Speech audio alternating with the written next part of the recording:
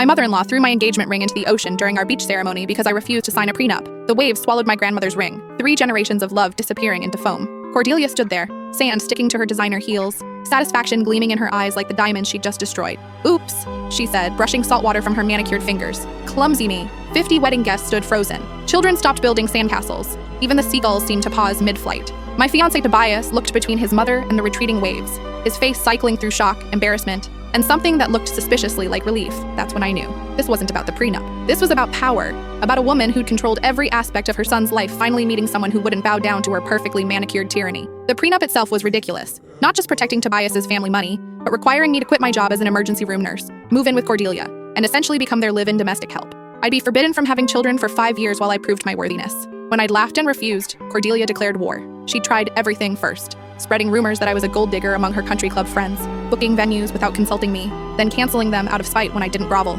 telling relatives I was already pregnant to trap her precious son. She even hired a private investigator to dig up dirt on my family. The morning of our ceremony, she'd cornered me in the bridal suite, contract in hand. "Sign this or watch everything crumble," she'd hissed, her smile sharp as broken glass. I'd chosen option 3, standing in the surf, watching my ring disappear into the Atlantic. Something shifted inside me. The ring was gone, but my dignity remained intact. My grandmother's voice echoed in my memory. "Never let anyone make you smaller to fit their comfort." "You know what?" I said, loud enough for everyone to hear. "Thank you, Cordelia." Her smirk faltered like a crack in expensive makeup. "You just saved me from making the biggest mistake of my life." I turned to Tobias, who was already reaching for his mother's arm like a 32-year-old child seeking comfort. "If you can't stand up to her now, you never will." The truth hung in the salt air. 2 years of dating, and he'd never once defended me against her attacks. I walked straight to my dad, who was recording everything on his phone, tears streaming down his weathered face. "Did you get that?" I asked. He nodded, eyes twinkling with fierce pride. "Every blessed second, sweetheart." By evening, the video had gone viral. Mother-in-law throws ring into ocean, spread across social media like wildfire. Cordelia's destruction of my ring, my response,